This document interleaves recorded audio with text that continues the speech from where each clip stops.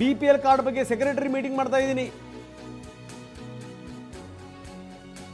ಮುನಿಯಪ್ಪ ಇದ್ರ ಬಗ್ಗೆ ಹೇಳಿದ್ದಾರೆ. ಇವತ್ತು ಬೆಳಗ್ಗೆ ಸುದ್ದಿಗೋಷ್ಠಿ ಮಾಡಿ ಈ ಬಗ್ಗೆ ಮಾತಾಡ್ತೀನಿ, ನೋಡೋಣ ಏನೇನು ಹೇಳ್ತಾರೆ ಅಂತ.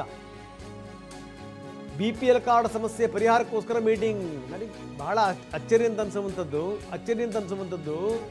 ಈ ಒಂದು ಸಂಗತಿನ ನಾವು ಗಮನದಲ್ಲಿ ಇಟ್ಕೋಬೇಕು. ಈ ಏನಾದರೂ ಈ ಫ್ರೀ ಬೀಸ್ ಕೊಡ್ತಾರಲ್ಲ, ಈ ಭಾಗ್ಯಗಳನ್ನು ಕೊಡ್ತಾರಲ್ಲ, ಆ ಭಾಗ್ಯಗಳನ್ನು ಕೊಟ್ಟಂಥ ಸಂದರ್ಭದಲ್ಲಿ ನಾವು ಒಂದಷ್ಟು ವಿರೋಧ ಮಾಡ್ತೀವಿ. ಯಾಕೆ ಗೊತ್ತಾ? ನಿಜವಾಗಲೂ ಯಾರಿಗೆ ತಲುಪಬೇಕಲ್ಲ ಅವ್ರಿಗೆ ತಲುಪಲ್ಲ. ಇದು ನಮ್ಮ ಅಬ್ಜೆಕ್ಷನ್ನು. ಎಲ್ಲ ಉಳ್ಳವರು ತಗೊಂಡ್ಬಿಟ್ರೆ ಇಲ್ಲದವ್ರ ಗತಿ ಏನು? ಅದು ನಮ್ಮ ಅಬ್ಜೆಕ್ಷನ್ನು. ಅದನ್ನು ಬೇರೆ ಬೇರೆ ರೀತಿಯಲ್ಲಿ ಬಿಂಬಿಸ್ಬಿಡ್ತಾರೆ ಕೆಲವು ಸಂದರ್ಭಗಳಲ್ಲಿ ಸೋಷಿಯಲ್ ಮೀಡಿಯಾದಲ್ಲಿ.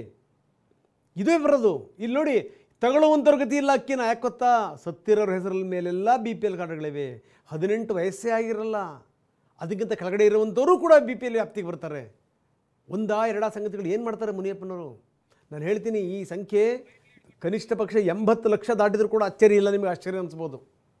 1 ಕೋಟಿ ದಾಟಿದರೂ ಕೂಡ ಅಚ್ಚರಿ ಇಲ್ಲ. ಇಷ್ಟರ ಮಟ್ಟಿಗೆ ಬಡವರು ಇರೋಕ್ಕೆ ಸಾಧ್ಯ ಏನ್ರಿ? ಬನ್ನಿ ಮುನಿಯಪ್ಪ ಏನು ಹೇಳಿದ್ರು ನೋಡೋಣ. BPL ಕಾರ್ಡ್ಗಳು ರದ್ದಾಗ್ತಿದ್ವೆ, ಕೆಲವೊಂದಿಷ್ಟು ಜನ ಆತಂಕವನ್ನು ಹೊರ ಹಾಕಿದ್ದಾರೆ. ಮೀಟಿಂಗ್ ನಡೀತಾ ಇದೆ. ಮೀಟಿಂಗ್ ಆದ್ಮೇಲೆ ಹೇಳ್ತೀನಿ. ಮೀಟಿಂಗ್ ಇದ್ರ ಬಗ್ಗೆ ಮೀಟಿಂಗ್ ಇಸ್ ಆನ್. ಮೀಟಿಂಗ್ ಈಗ ನಡೀತಾ ಇದೆ. ಸೆಕ್ರೆಟರಿ ಅವ್ರು ಮೀಟಿಂಗ್ ತಗೊಂಡಿದ್ದಾರೆ. ನಾನು ಅಡ್ರೆಸ್ ಮಾಡಿ ಬಂದೆ. BPL ಕಾರ್ಡು ಕೂಡ ರದ್ದಾಗಿದೆ ಅಂತ ಆರೋಪ. ನಿಮ್ಗೆ ಏನು ಹೇಳಲಿಲ್ಲ ಇದ್ರ ಬಗ್ಗೆ. ಸಮಸ್ಯೆ ಆಗ್ತಿದೆ ಅಂತ. ಸಮಸ್ಯೆ ಏನಿಲ್ಲ, ಸಮಸ್ಯೆ ಪರಿಹಾರಕ್ಕೆ ಮೀಟಿಂಗ್ ನಡೀತಾ ಇದೆ, ಸಾಲ್ವ್ ಮಾಡ್ತೀವಿ. BPL ಕಾರ್ಡ್ಗಳು ಬನ್ನಿ, ನಮ್ಮ ಪ್ರತಿನಿಧಿ ಲಕ್ಷ್ಮೀ ನರಸಿಂಹ ನಮ್ಮೊಂದಿಗೆ ಈಗ ನೇರ ಸಂಪರ್ಕದಲ್ಲಿದ್ದಾರೆ. ಲಕ್ಷ್ಮೀ ನರಸಿಂಹ, ನಾವು ನೋಡ್ತಾ ಇದ್ದೀವಿ ಎಷ್ಟರ ಮಟ್ಟಿಗೆ ಅಂತ. ನಾನು ಹೇಳ್ತಾ ಇದ್ದೆ, ಈ ಸಂಖ್ಯೆ ದೊಡ್ಡ ಮಟ್ಟದಲ್ಲಿ ಆದರೂ ಕೂಡ ಅಚ್ಚರಿ ಇಲ್ಲ. ಯಾಕಂದರೆ ನೋಡಿ, 6 ತಿಂಗಳಿಂದ ರೇಷನ್ ಪಡೆದಿಲ್ಲ, ಹೆಚ್ಚು ಕಡಿಮೆ 19,000 ಜನ ಇದ್ದಾರೆ ಅವರು. ನೀವು ಸತ್ತಿರೋರ ಮೇಲೆ ಇರುವಂಥ ಕಾರ್ಡ್ಗಳು, ಅದು ನಾವು ಸರಿಸುಮಾರು 1,500 ಅಂತ ಹೇಳ್ತೀವಿ, ಅದಕ್ಕಿಂತ ಜಾಸ್ತಿ ಇರುತ್ತೆ. ಬರೀ 119 ಜನ ಮಾತ್ರ ಈ BPL ಕಾರ್ಡ್ ಇರುವಂಥವ್ರು ಕಾರ್ಗಳನ್ನು ಹೊಂದಿರುವಂಥದ್ದು ತುಂಬ ಜನ ಹೊಂದಿದ್ದಾರೆ. ಬರೀ 731 ಜನ ಮಾತ್ರ 18ಕ್ಕಿಂತ ಕಡಿಮೆ ವಯಸ್ಸಿನವರ ಇಲ್ಲ, ತುಂಬ ಸಂಖ್ಯೆಯಲ್ಲಿದ್ದಾರೆ. ಸರಿಯಾದ ರೀತಿಯಲ್ಲಿ ಇದನ್ನು ಪರಿಶೋಧನೆ ಮಾಡಿಬಿಟ್ರೆ ನನಗನ್ಸುತ್ತೆ ಈ ಸಂಖ್ಯೆ ಇದೆಯಲ್ಲ, ಈ ಸಂಖ್ಯೆ ಕೋಟಿ ಹತ್ತತ್ರ ಬಂದು ನಿಂತರೂ ಕೂಡ ಅಚ್ಚರಿ ಇಲ್ಲ. ಏನಿದೆ ನಿಮ್ಮ ಹತ್ರ ಹೆಚ್ಚಿನ ಮಾಹಿತಿ? ಜೊತೆಗೇನು ಅಂತಂದರೆ ಯಾವ ಮಾನದಂಡದ ಮೇಲೆ ಈ BPL ಕಾರ್ಡ್ದಾರರು ಈ ರೀತಿ ಆರಾಮಾಗಿರುವಂಥವರು ಕೂಡ ಈ BPL ಕಾರ್ಡ್ಗಳನ್ನು ಹೊಂದಿದ್ದಾರೆ ಅನ್ನುವಂಥದ್ದು ಇಲಾಖೆ ಗೊತ್ತಾಯಿತು. ಈಗ ಮುಂದಿನ ಕ್ರಮ ಏನು ಲಕ್ಷ್ಮೀ ನರಸಿಂಹ?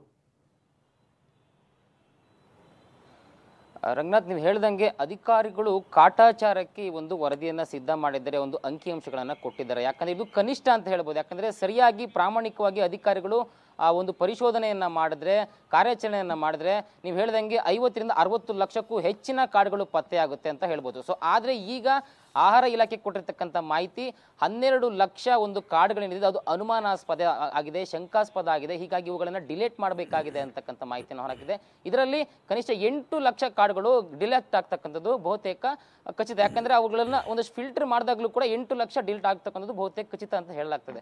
ಸೊ ಈ ಮೂಲಕ ಏನು ನಾವೀಗ ಸದ್ಯಕ್ಕೆ ಅಂಕಿಅಂಶಗಳನ್ನು ಗಮನಿಸೋದಿದ್ದಾರೆ. ಈಗ ಏನು ಸರ್ಕಾರ ಕೊಟ್ಟಿರ್ತಕ್ಕಂಥ ಪಡಿತರ ಚೀಟಿಗಳು ಎಷ್ಟಿದೆ, ಅದರಲ್ಲಿ ಯಾವ ವಿಧಗಳಿದೆ ಅನ್ನೋದನ್ನು ಕೂಡ ನಾವು ಗಮನಿಸಬೇಕಾಗುತ್ತೆ. ಪ್ರಮುಖವಾಗಿ ಏನು ಪಡಿತರ ಚೀಟಿಗಳಲ್ಲಿ 3 ರೀತಿಯ ಪಡಿತರ ಚೀಟಿ ಕಂಡು ಬರುತ್ತೆ. ಅದರಲ್ಲಿ ಮೊದಲನೇದಾಗಿ ಅಂತ್ಯೋದಯ, ಮತ್ತೆ ಎರಡನೇದಾಗಿ BPL ಅಂದರೆ ಬಿಲೋ ಪಾವರ್ಟಿ ಲೈನ್ ಅಂತ, ಮತ್ತೆ ಇನ್ನೊಂದು APL ಅಂತ. ಸೊ ಈ 3 ವಿಧಗಳನ್ನು ಮಾಡಲಾಗುತ್ತೆ. ಇವೆಲ್ಲವನ್ನು ಕೂಡ ನಾವು ಚೆಕ್ ಮಾಡಿದಾಗ ಟೋಟಲ್ ಆಗಿ 1,53,65,000 ಪಡಿತರ ಚೀಟಿಗಳನ್ನು ಕೊಟ್ಟಿದ್ದಾರೆ. ಸೊ ಅದರಲ್ಲಿ APL ಅಂದರೆ ಎಬೋವ್ ಪಾವರ್ಟಿ ಲೈನ್, ಅದು ಒಂದಷ್ಟು ಜನಕ್ಕೆ ಬೇಕು, ಒಂದಷ್ಟು ಜನಕ್ಕೆ ಬೇಡ, ಏನೋ ಒಂದು ಸೌಲಭ್ಯಗಳು ಬೇಕು ಅನ್ನೋದಕ್ಕೋಸ್ಕರ ಇಟ್ಕೊಂಡಿರ್ತಾರೆ. ಅದು ಅಷ್ಟೊಂದೇನು ಇಂಪಾರ್ಟೆಂಟ್ ಆಗಲ್ಲ. ಅವುಗಳು ಸುಮಾರು 25 ಲಕ್ಷ ಇದೆ. ಸೊ ಅದನ್ನು ಬಿಟ್ಟು ನಾವು ಪ್ರಮುಖವಾಗಿ ಏನು ಬಡವರು ಮತ್ತು ಅತಿ ಕಡುಬರು ಏನು ಬರ್ತಾರೆ, ಅದು ಅಂತ್ಯೋದಯ ಕಾರ್ಡ್ ಮತ್ತು BPL ಕಾರ್ಡ್. ಅಂತ್ಯೋದಯ ಕಾರ್ಡ್ಗಳು ರಾಜ್ಯದಲ್ಲಿ ಎಷ್ಟಿದೆ ಅನ್ನೋದನ್ನು ಗಮನಿಸಿದರೆ ಸುಮಾರು 10,76,000 ಅಂತ್ಯೋದಯ ಅಂದರೆ ಕಡು ಬಡವರು ಈ ಒಂದು ಕಾರ್ಡ್ಗಳನ್ನು ಪಡೆದಿದ್ದಾರೆ.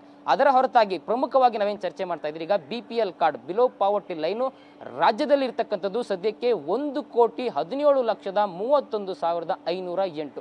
ಇದು ನಿಜಕ್ಕೂ ಕೂಡ ಶಾಕಿಂಗ್ ಅಂತಾನೆ ಹೇಳ್ಬೋದು. ಯಾಕಂದ್ರೆ 2021ರ ನೀತಿ ಆಯೋಗದ ವರದಿ ಏನು ಹೇಳುತ್ತೆ ಅಂತಂದ್ರೆ, ರಾಜ್ಯದಲ್ಲಿ ಕರ್ನಾಟಕದಲ್ಲಿ ಕೇವಲ 7.58% ಮಾತ್ರ ಬಡವರಿದ್ದಾರೆ, ಅದಕ್ಕಿಂತಲೂ ಕೂಡ ಕಡಿಮೆ ಇದ್ದಾರೆ. ಸೊ ಆದರೆ ನೀವು ಕೊಟ್ಟಿರ್ತಕ್ಕಂಥ ಒಂದು ಕಾರ್ಡ್ಗಳ ಸಂಖ್ಯೆ ಮತ್ತು ಇಲ್ಲಿರ್ತಕ್ಕಂಥ ಏನೋ ಬಡವರ ಒಂದು ಪ್ರಮಾಣ ಅಜಗಜಾಂತರ ವ್ಯತ್ಯಾಸ ಇದೆ, ಒಂದು ಕೂಡ ಹೊಂದಾಣಿಕೆ ಆಗ್ತಾ ಇಲ್ಲ ಅಂತಕ್ಕಂಥ ತೀವ್ರ ಅಸಮಾಧಾನವನ್ನು ಕೂಡ ಹೊರಹಾಕುತ್ತೆ.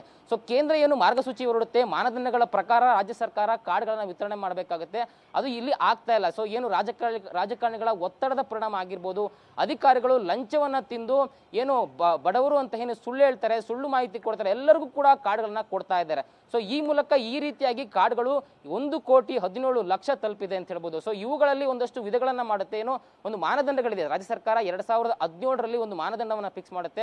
ಅದರ ಪ್ರಕಾರ 1,20,000 ವಾರ್ಷಿಕ ಆದಾಯ ಮೀರಬಾರ್ದು. ಸೊ ಯಾರ್ಯಾರು ಮೀರ್ತಾರೆ ಅವರು BPL ಕಾರ್ಡ್ ತಗೊಳ್ಳೋದಕ್ಕೆ ಅರ್ಹರಲ್ಲ, ಅವರು APL ಕಾರ್ಡ್ ತಗೊಬೋದು ಅಂತ. ಇನ್ನೊಂದು ಏನಂತಂದ್ರೆ ಯಾರ್ಯಾರು ಏನು ಸ್ವಂತ ವಾಹನಗಳನ್ನ ಸ್ವಂತ ಬಳಕೆಗೆ ಇಟ್ಕೊಂಡಿದ್ದಾರೆ ಅವ್ರಿಗೂ ಕೂಡ BPL ಕಾರ್ಡ್ ಅಪ್ಲೈ ಆಗಲ್ಲ ಅಂತಕ್ಕಂಥದ್ದು.